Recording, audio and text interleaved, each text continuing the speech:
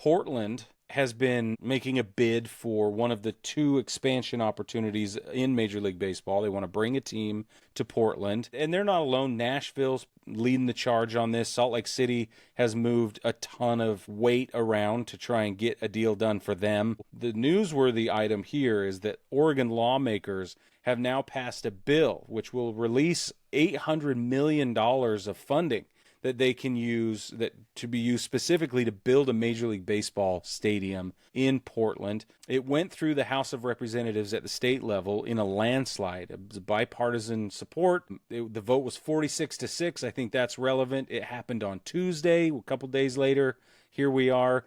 From what I've been able to gather, the bill stipulates that the stadium will be built in Portland's south waterfront area. I think that's really interesting. Not only are you allowed to build a stadium, and we're going to help you pay for it, but one of the stipulations is that it must be here. It's not good enough just to be in Portland. It must be in this area. And I think there's probably great reasons for it. And according to Brad, it's the perfect location. But that is stipulated in the bill to release this funding. Now, the remaining funds, however they're going to do it, is not going to be, they're not going to reallocate state money for it. Like it happens a lot in the bond market when it comes to stadium builds and renovations and things like that. Instead, what this bill is calling for is to pay off the bonds through income taxes on players and staff that play baseball in Portland.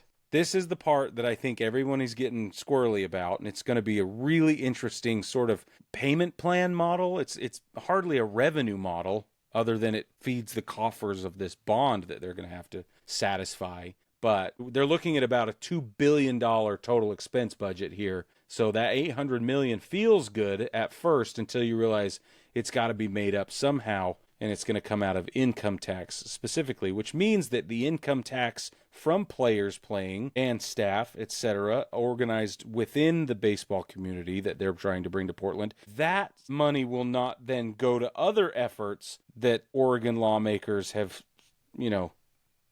earmarked for the budgets filled by state income tax. That's what I'm trying to say. So it's really interesting that they're going to split this up. It makes sense in a certain way. I'm sure if we all looked at the paperwork, we'd be like, yeah, okay, that's reasonable. But it is different. And it is noteworthy. What also is noteworthy is that nobody has been officially named or announced as a possible ownership group or owner. So we have there's money, there's momentum, there's intent, there's all this stuff, but nobody's wanting to sign the paperwork and take this project on by name. They're not saying this is for me. I'm sure there are people that are behind the scenes working this out, but it's not become public yet. And the only reason that's important is because that puts them way behind the curve with Nashville, Salt Lake City, and Orlando, for sure. Orlando wants another ball club in Florida, and they've got named partners and ownership groups ready to go. So it's a pretty interesting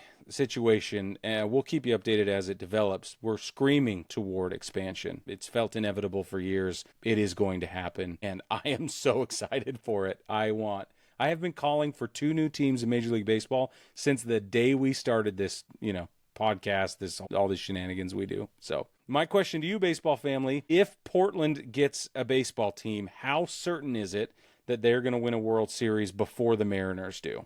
That's the real question. I think that's on all our minds. Sorry, Brad.